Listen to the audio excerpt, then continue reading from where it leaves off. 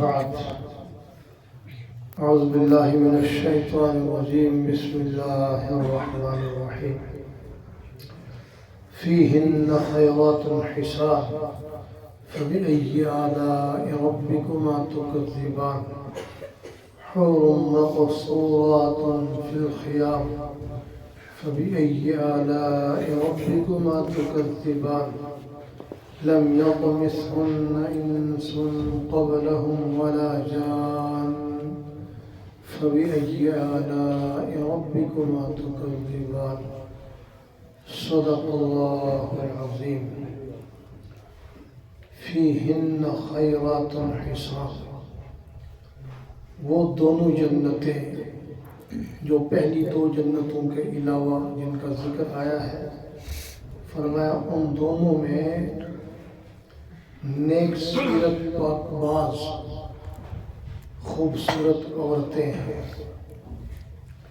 فَبِأَيِّ آلَاءِ رَبِّكُمَا تُكَذِّبَانِ، تو لہٰذا تم اپنے پروردگار کی کس کس نعمت کا انکار کر سکو گے؟ حور مقصورات فی الخیام، وہ حوریں ہیں خیموں کے اندر محفوظ و مستور۔ فَبِأَيِّ آلَاءِ رَبِّكُمَا تُكَذِّبَانِ، تو لہٰذا تم اپنے رب کی کس کس نعمت کو جھٹلا سکو گے؟ لم يطمثهن انس قبلهم ولا جان، اس سے قبل نہ کسی انسان نے ان کو چھوا، نہ کسی جن نے ہاتھ لگایا۔ فَبِأَيِّ آلَاءِ رَبِّكُمَا تُكَذِّبَانِ، تو تم اپنے رب کی کس کس نعمت کا انکار کر سکو گے؟ سورہ الرحمن تقریباً اختتام پذیر ہے، اس کے بعد آخری سبق باقی رہ جاتا ہے، اور اس آخری اور اس کے تیسرے رکوع میں خوف خدا والوں کے لیے جنت کی نعمتوں کا تذکرہ۔ اس میں ابتداء دو جنتوں کا ذکر ہوا،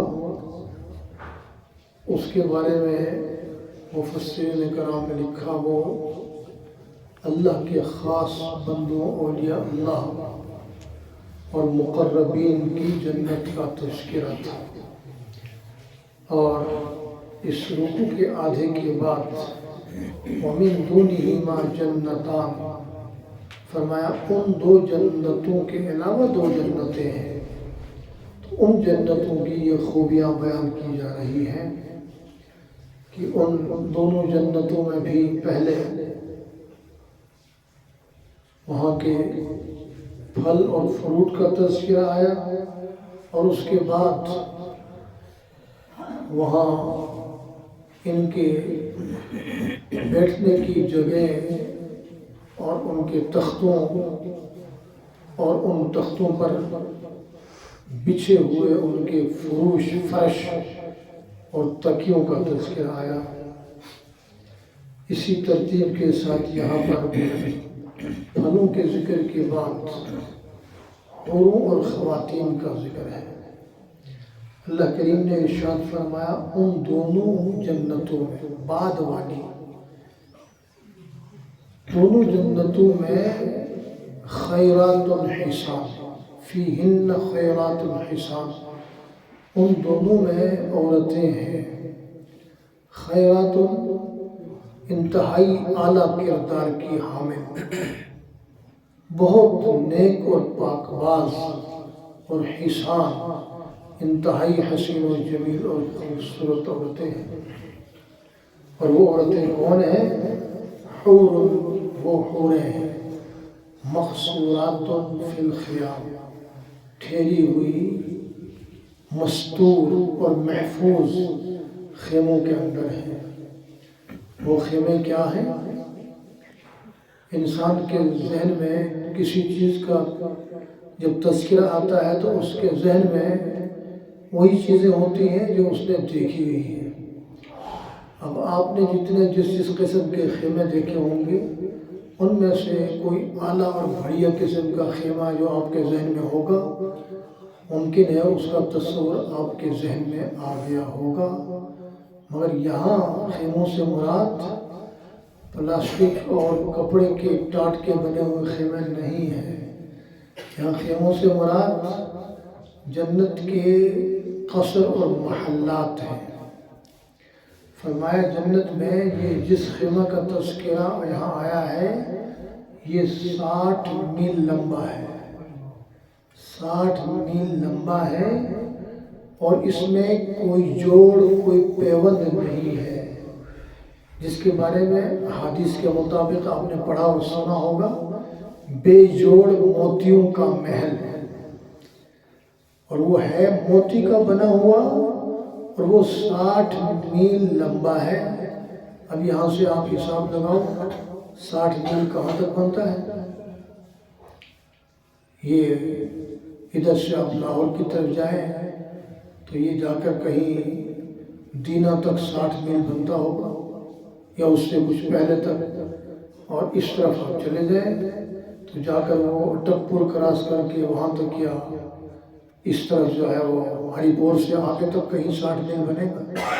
کتنا لمبا وہ ایک خیمہ ہوگا، اس خیمے کے 70 دروازے ہوں گے، 70 دروازے، اور وہ غیر محفوظ نہیں، ہر دروازے پر دربان بیٹھے ہوئے، دروازے کھولنے والے ہیں اور بند کرنے والے ہیں۔ آپ نے بڑے بڑے ہوٹلوں میں اور بڑے بڑے دفاتر میں نہیں دیکھا، جہاں جو گیا ہوگا کہ دروازوں پر دربان کھڑے ہوتے ہیں، آنے جانے والے کے لیے وہ دروازہ کھولتے ہیں اور استقبال کرتے ہیں۔ آپ جب کسی بڑے دفتر میں 5 اسٹار 7 اسٹار بڑے ہوٹل میں جاتے ہیں اور کسی بڑی جگہ پر جاتے ہیں تو گیٹ پر آپ کو چوکیدار نظر آتے ہیں، آپ سلام کریں نہ کریں، یا جیسے آپ جہاز میں بیٹھتے ہیں گیٹ پر ایئر ہوسٹس ہوتی ہے، آپ سلام کریں نہ کریں وہ خود آپ کا استقبال کرتے ہیں، آپ کو سلام کرتے ہیں۔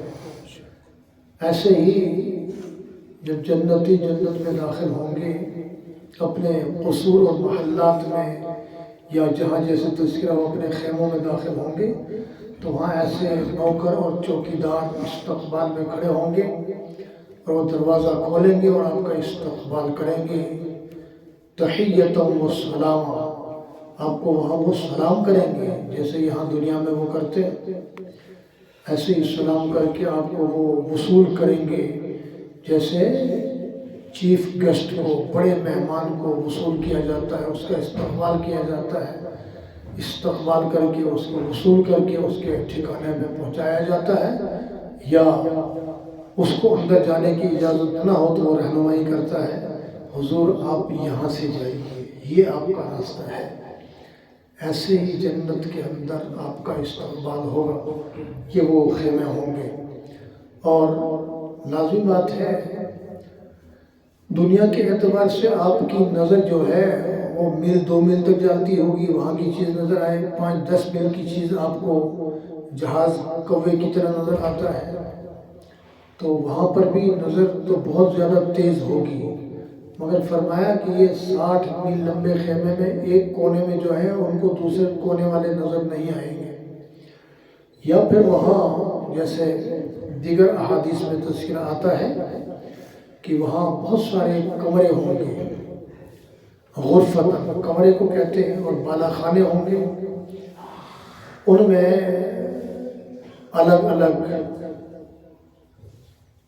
خوبصورت اور دیدہ زیب اور نایاب اور بیش قیمت چیزیں ہوں گی، وہاں حوریں ہوں گی، وہاں غلمان ہوں گے خدمت کے لیے۔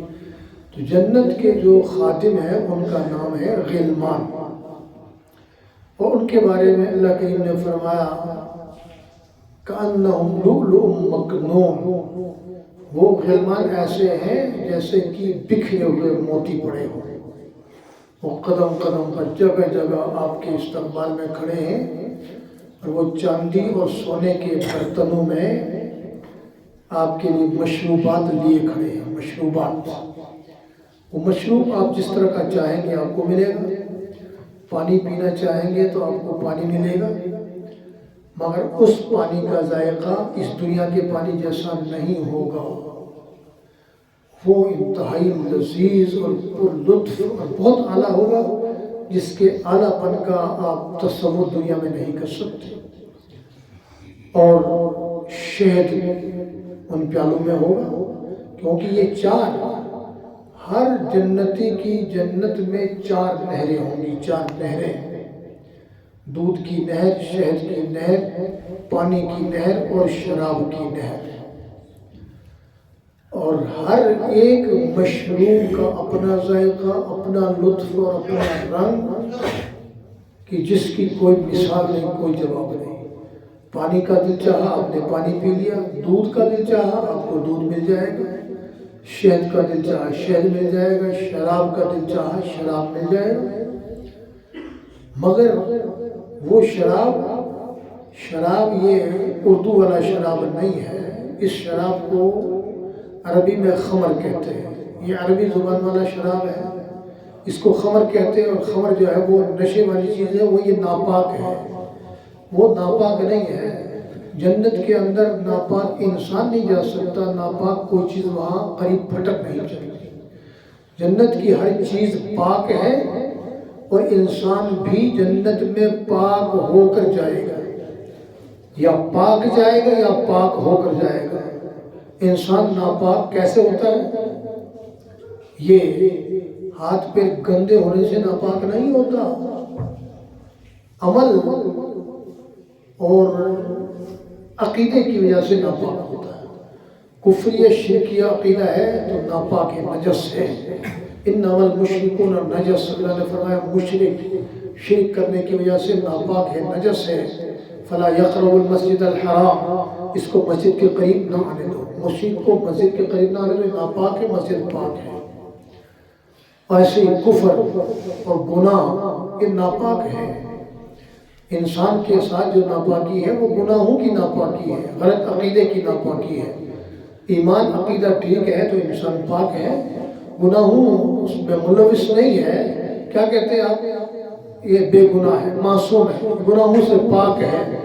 تو جو گناہوں سے پاک ہے وہ جنت میں جائے گا، یا اگر ایمان والا ہے کچھ گناہوں میں ملوث تھا تو اللہ اس کو پاک کر کے جنت میں بھیجیں گے۔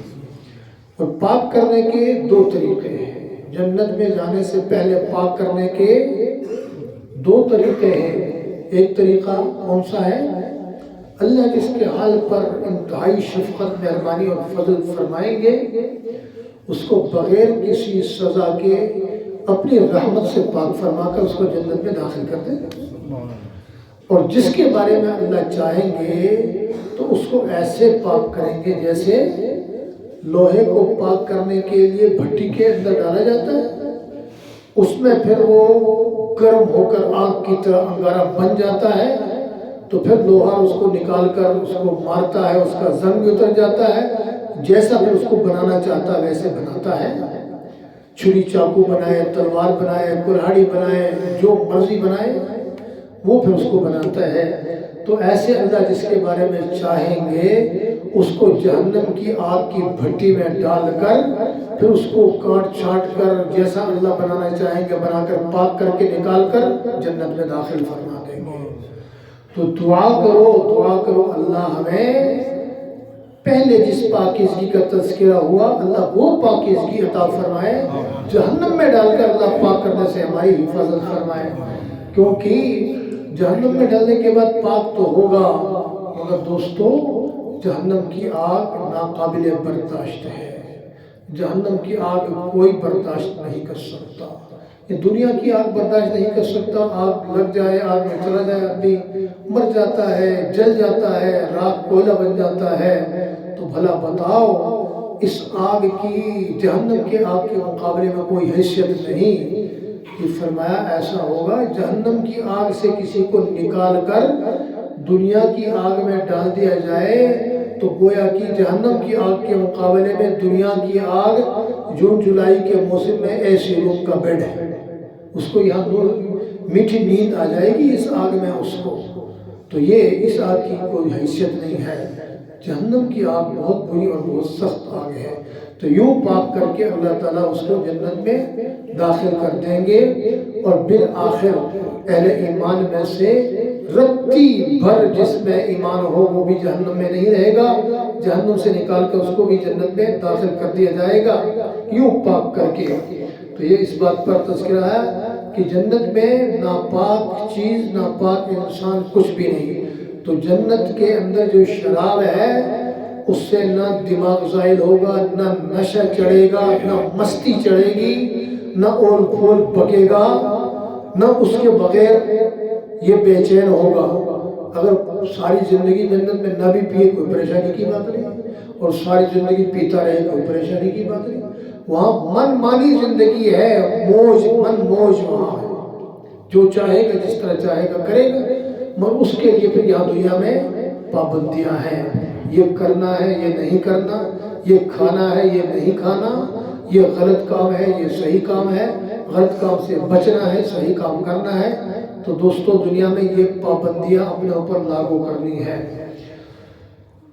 تو حور مقصورات فی الخیام، وہ حوریں ہیں محفوظ اور معمون اور پوشیدہ اور پاکیزہ اور پردے میں ان خیموں کے اندر ہیں، اور لم یطمثہن انس قبلہم ولا جان، ان پر اس سے پہلے نہ کسی جن کی نظر پڑی ہوگی نہ کسی انسان کی نظر پڑی ہوگی۔ اور جنت کی جنت کی جتنی بھی حوریں ہیں وہ اپنے جنت کے خاوند یا جنت کے مالک کے سوا کسی اور کو وہ نہیں دیکھیں گے۔ پہلی بات تو یہ ہے کہ کسی کوئی اور ان کو نظر ہی نہیں آئے گا، دیکھیں گے نہیں۔ اگر بالفرض کسی پر نظر بھی پڑے تو ان کے دل کے اندر اس کی محبت کے سوا کسی کی محبت نہیں ہوگی۔ اور اس محبت کے بارے میں بھی قبل ازیں گزشتہ جنت کے تذکرے میں ذکر ہوا کہ اس کے 70 جوڑوں کے اندر اس کا جسم نظر آئے گا، اس حور کا، وہ حور جس کے لیے ہے 70 جوڑوں کے اندر اس کا جسم نظر آئے گا سراپا، اس کے جسم کے اندر اس کی کھال نظر آئے گی، کھال کے اندر گوشت نظر آئے گا، گوشت کے اندر ہڈی نظر آئے گی، ہڈی کے اندر گودا نظر آئے گا، اور ایسے ہی اس کے لباس کے اندر جسم نظر آئے گا، جسم کے اندر دل نظر آئے گا، دل کے اندر اپنی محبت نظر آئے گی۔ وہ ایسا پر لطف اور خوبصورت اور اعلیٰ ترین ماحول ہے۔ اور پھر اس کے اندر سے لے کر باہر تک ہر چیز اندر نظر آ جائے، خون ہو گوشت ہو برا نظر آ جائے یا اس میں گن آئے، ایسی کوئی چیز نہیں ہے۔ اس کا سر سے پاؤں تک ہر حصہ پاک ہے، وہ اس کی مٹی کی بنی ہوئی نہیں ہے، مشک و زعفران اور کافور کی بنی ہوئی ہے، مشک اور زعفران اور کافور کی بنی ہوئی ہے وہ جنت کی حوریں۔ اور یہاں دنیا کے کسی انسان کو آپ اپنے دیکھیں، اللہ نے جسم میں سب سے زیادہ حسین اور دیدہ زیب چہرہ بنایا ہے، کسی کے چہرے پر آپ پیشانی پر، ناک پر، گال پر نشان لگا کے دیکھیں، اس میں سے خون نکلتا ہے، پیپ نکلتی ہے، اور وہ کٹ لگتا ہے تو وہ برا لگتا ہے، بدنما نظر آتا ہے، آپ اس پر مرہم ڈالتے ہیں، مرمت کرتے ہیں، پٹی کرتے ہیں۔ اگر بالفرض وہاں ایسے ان حوروں کا یا جنت کی جتنے بھی ہیں ان کے کسی کے جسم کو کاٹیں گے تو اس میں سے خون، پیپ، برائی، گندگی نظر آئے گی، وہ اور زیادہ حسین نظر آئے گا۔ وہ تو ایسا پر لطف ہے، ہر چیز کے اندر حسن ہے، شادابی ہے۔ اور ایسے ہی فرمایا وہ جو جنت کی حوریں ہیں ان کے منہ سے تھوک اور رال نہیں نکلتی، ان کے وہاں جنت میں کسی کے لیے بھی پیشاب پاخانے کے مقامات تو ہوں گے مگر ان مقامات میں سے کچھ خارج نہیں ہوتا، اور یہ مقامات بھی پاک ہیں، ان میں سے کوئی چیز جسم کے کسی حصے سے کوئی گن آنے والی چیز، کوئی رطوبت، کوئی ایسی چیز خارج نہیں ہوگی کہ جس سے گن آئے، جو بدبودار ہو، جس سے نفرت ہو، بری لگے۔ اگر جسم کے کسی حصے سے اپنے آپ کے یا حور کے یا غلمان کے کسی کے کوئی چیز خارج ہو بھی جائے تو وہ پسینہ ٹائپ کی خوبصورت چیز ہوگی کہ وہ خوشبو ہی ہوگی، اس میں بدبو اور نفرت والی کوئی چیز نہیں ہوگی، وہ بھی بہت خوبصورت اور دیدہ زیب اور مزیدار ہوگی اور وہ خوشبو ہوگی۔ تو وہاں سراپا پاکیزگی ہی پاکیزگی ہے، طہارت ہی طہارت ہے، لطف ہی لطف ہے، عمدگی ہی عمدگی ہے، وہاں ناگواری نام کی کوئی چیز نہیں ہے۔ تو اس جنت کی نعمتوں کو حاصل کرنے کی دوستو کوشش کی جائے۔ ابھی رمضان کے تھوڑے دن باقی ہیں، آج دوسرے عشرے کا آخری دن ہے، آج مغرب سے اعتکاف بھی شروع ہو جائے گا، آخری عشرہ بھی شروع ہوگا۔ کوشش اور دعا کرنی چاہیے اللہ کریم یہ رمضان کے بقیہ دن اور زندگی کے جتنے بقیہ دن ہیں اپنی فرما برداری میں، اپنے محبوب صلی اللہ علیہ وسلم کی اطاعت میں اور ہر نیک کام کر کے برائی سے بچ کر گزارنے کی توفیق عطا فرمائے۔ وآخر دعوانا الحمدللہ رب العالمین۔